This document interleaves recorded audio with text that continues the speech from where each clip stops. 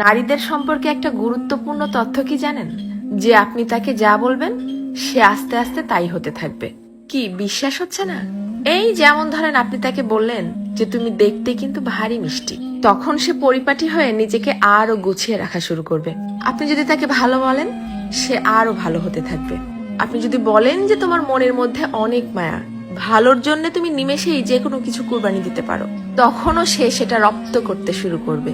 কিন্তু যখনই আপনি তার খুঁত ধরা শুরু করবেন, তার ছোট ছোট ভুলগুলোকে বড় বানিয়ে তাকে সবার সামনে অপমান করে ছোট করবেন, সে এটা পারে না, সে ওটা করে না, সে একজন বেয়াদব, সে একজন অসভ্য, মুখে মুখে তর্ক করে, সে একজন মারাত্মক রাগী, তেজি, জিদ্দি মহিলা, এ ধরনের কথাগুলো যখন তাকে কষ্ট দিয়ে বলবেন, সে কিন্তু আস্তে আস্তে তাই হতে থাকবে। কারণ তখন সে ইতোমধ্যেই জেনে গেছে যে আমার আর ভালো কিছু প্রকাশ করার মতো কিছু নেই।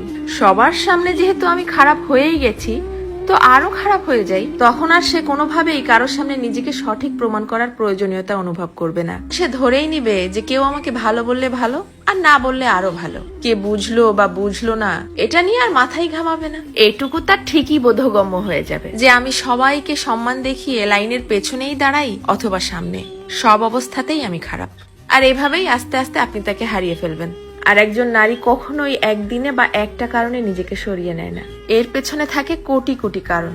এজন্যই কথায় আছে না যে কথাতেই জয় আবার কথাতেই ক্ষয়। কারো ভুল ধরিয়ে দিতে হয় একান্তে, সবার গোপনে। আর কারো প্রশংসা করতে হয় তাকে সামনে রেখেই, সবার সামনে।